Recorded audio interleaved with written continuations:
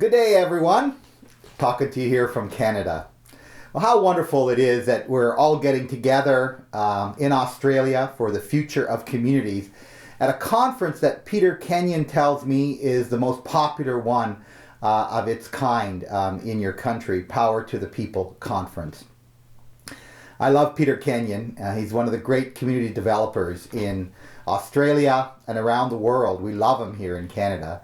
And my understanding is that you've got folks like Jim Deers is coming. Sorry, got to take off my glasses at this age. You've got Jim Deers coming, also one of my favorite people. Cormac Russell is there. And Tim Shadbolt from Invercargill in New Zealand. And I got to say, he's probably the funniest mayor I have ever met. Maybe the funniest guy I've ever met. And I was at a conference with him in Invercargill, and the Prime Minister of New Zealand, I think that's what you call it there, was in the audience, and I can't believe we were all just cracking a gut, almost lying on the ground laughing. It was so funny. Anyway, thanks so much for hearing me out here today. I so wish I could be there at this conference with you. The good news is I'm going to be coming in March. I'm going to be coming there and working with Peter Kenyon. We're going to be speaking in Perth, in Adelaide, in Melbourne, in Sydney, and then we're flying over to New Zealand and we're going to be speaking in Christchurch and Auckland. If your community isn't on that list and you're still interested, I still think we're putting the schedule together. So we'd love to hear from you. And we'd love to see you there. What we're going to talk about is similar to what I want to talk about today. And it's very complementary to your conference. We've been working at this issue of deepening community and community engagement for quite some time. And again, when I think about the subtitle of your gathering, Innovative Ways to Create Vibrant Communities Led by Active, Caring, and Engaged Citizens. I wrote this book, Deepening Community, Finding Joy Together in Chaotic Times, in order to try and better understand what's going on in our communities. My first book, Community Conversations, I think a number of you would have been at the seminars I did there several years ago on community engagement, was trying to understand how do we bring together citizens in a unique way. We call it large-scale change. What we're trying to do is to understand who in the community needs to come together around community issues. What we've come to understand is that government and the voluntary sector or the charitable sector isn't enough. We also need to bring business people in, and most importantly, we need to bring in people with lived experience. What we mean by lived experience is that, let's say we're working on the issue of poverty reduction. We need to get people into the room, into the leadership mix, people who are experiencing poverty or who have experienced poverty deeply. And so that lived experience brings in that expertise into the equation.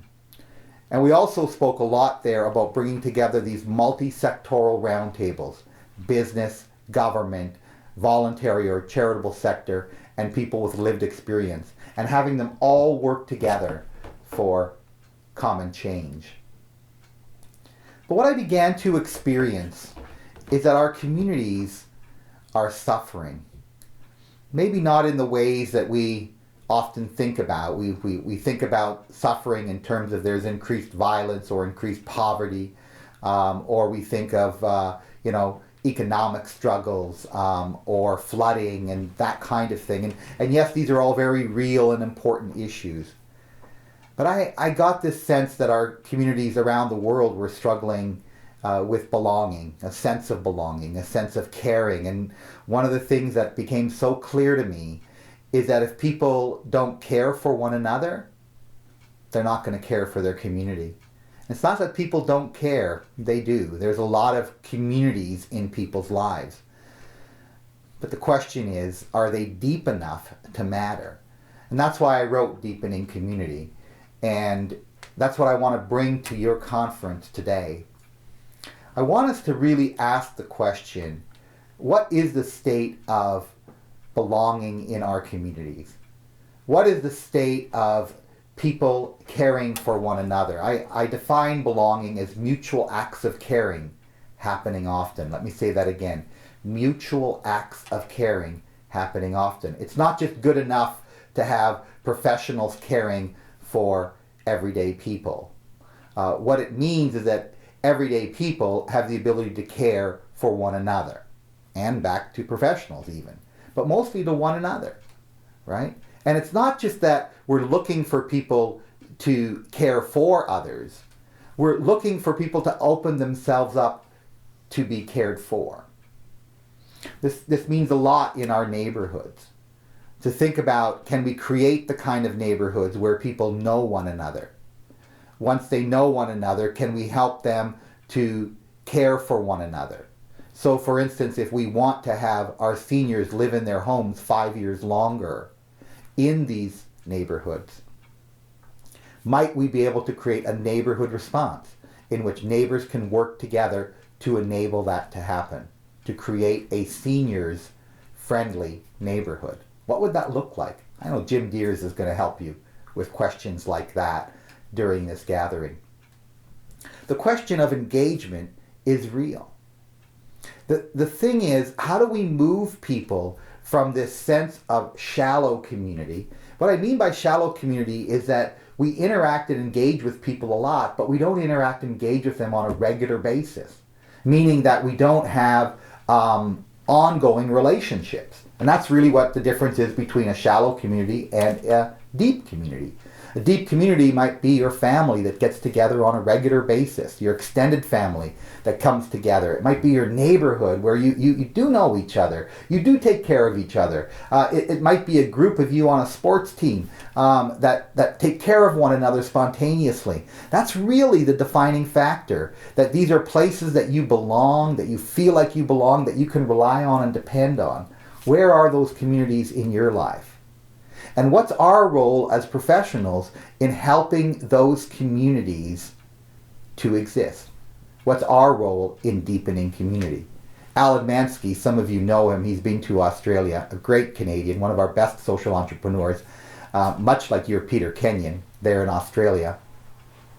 Alan Mansky says our job as social change activists is to make it easy for people to do the right thing. The question is, what's our role in helping social activists and change makers? What's our role as those types of people to help our communities be more active, to help them do the right thing, to deepen their community? So here's what we came up with in the book, and this is after surveying some 500 people. The first question was, how do we get people to know one another? We just call it sharing our story. So let's just use the example of a neighborhood. In a neighborhood, how do we get everyone to know, let's say, 5 neighbors? How do we get them to know 10 neighbors? How do we get them to know the last names of all of those people? How do we get them to know what's going on in their lives? How do we even get them to want to do that?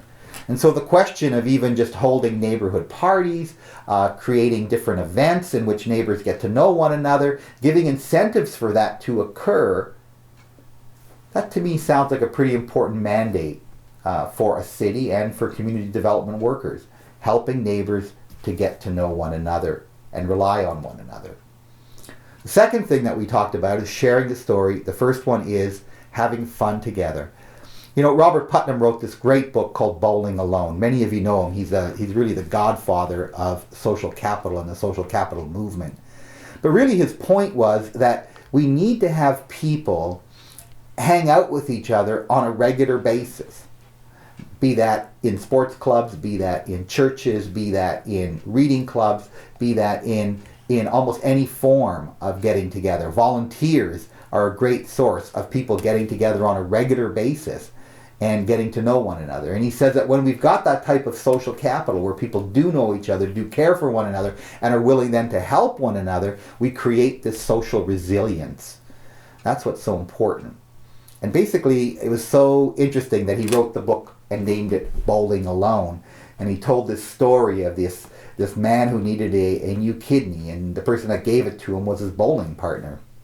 And the only way that they knew each other, they'd bowled together for 15 years.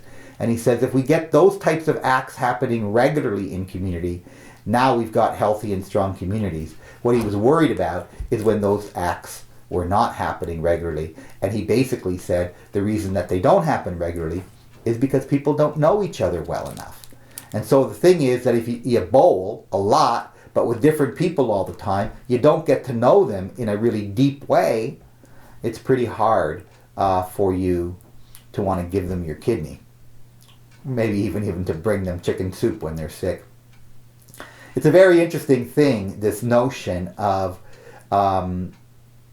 just getting to know one another and having fun together. It seems surreal, but it is. Those are the two what I consider most important acts of deepening community.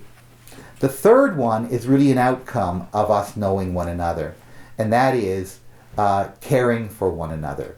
As I said earlier, I define belonging as mutual acts of caring happening often. So this notion of caring for one another is really important, but it's not that easy. Just think about this, and I write about this in my book. Philanthropists ask me on a regular basis, Paul, what's the most important thing we can do with our money? And I said, well, I don't know what's the most important thing you can do with your money, but I know what's the most important thing you can do to make a difference in the world. And they get very excited and they say, what's that, Paul? And I say, well, it's this simple. Bring chicken soup to your neighbor. And they look at me somewhat surprised and they say, what do you mean? And I said, well, look, bringing chicken soup sounds like a really easy act, but it's kind of complicated. Look at this. If you know your neighbor, the thing is, you got to first of all know they're sick. Now, how often do we run into people? I know that one of my neighbors had a broken leg, and I didn't know that happened until the cast was off, so just do the math. The second thing is, we got to know that they're going to accept us when we come to the door. They're comfortable with us coming to help. And we got to be comfortable wanting to help, particularly in the midst of all the priorities in our lives. So just getting over the fact that we're going to show up at the door, as Woody Allen says, showing up is 80% of success. Well, bringing chicken soup, that's true. Now, we got to know a little bit more about this person. First of all, we got to know they're not vegetarian and they like chicken soup. Or that they might be from a different culture and they would prefer chana masala. But the reality is, we've got to know something about our neighbor. And if we know them, bringing chicken soup is really easy. And so these mutual acts of caring happening often, they come through knowing one another. They come through having fun together and caring for one another. So our first three elements of deepening community. Somehow we got to help people share their story and get to know one another. The second thing is we've got to help people to have fun together, to deepen that relationship over time. And thirdly, we've got to help people to care for one another and create mutual acts of caring. A lot of churches are implementing this now. Human service organizations are starting to understand that even so, let me tell this quick story just to make this point. In this seniors home, one of my friend's mother went to, she was so well cared for. And when I asked him, how is she doing? He said, well, it's a great place to go. She loves being there, but there's something not right. And I said, oh, that's interesting. What's that? And he said, well, my mom was always at her best when she was caring for others. And I thought, wow, she was always at her best when she was caring for others. How do we create that in all of our work? So as we're doing neighborhood development, as we're doing employment counseling, as we're doing human services work, helping communities, community building work, how do we create these places where people are able to care for one another and to open themselves up to each other's caring? How do we do that? How do we create food banks instead of places where we give food to places where people who need food are working together to create better circumstances for themselves and creating more of a self-help approach. You're going to learn a lot about this in the ABCD 20-year reflection. And then the last one, and this may be the one that's the most important of all in terms of our findings. When we ask people this one basic question, when did you most experience deep community? And inevitably, 78% of the respondents said to us, these are the 500 people that we surveyed, 78% of them said it's when we're working together with others to make something better for someone else. So it's fantastic understanding for those of us in this room today. The time when people experienced community the most is when they were helping other people. We call it here the Habitat for Humanity effect. Many of you, I know, are involved in Habitat for Humanity in Australia.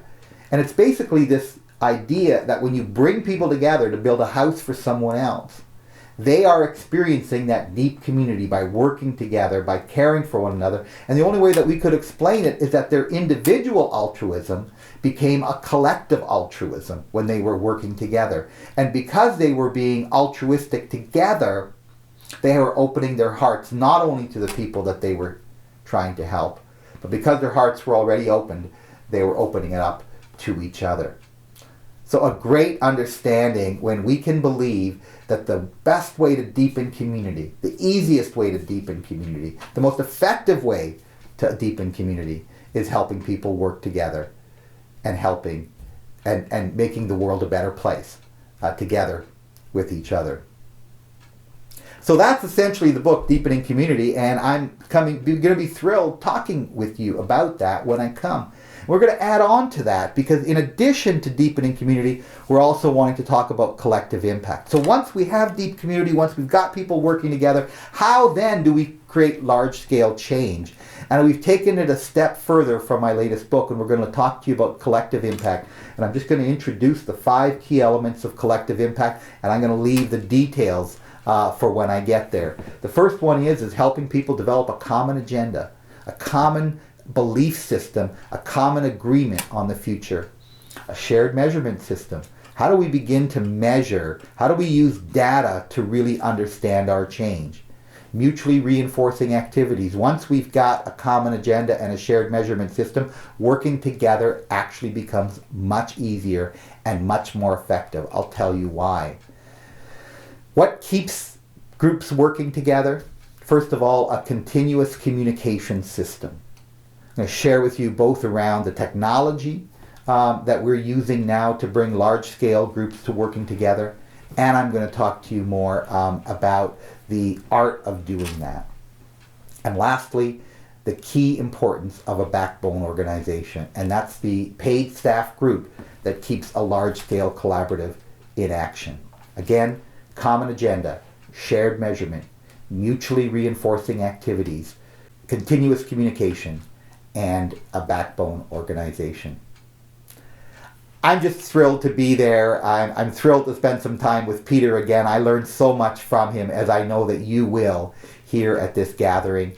What a great privilege you have to be in the midst of Jim Deers and just all of these other amazing speakers that are at the Future of Communities Power to the People conference.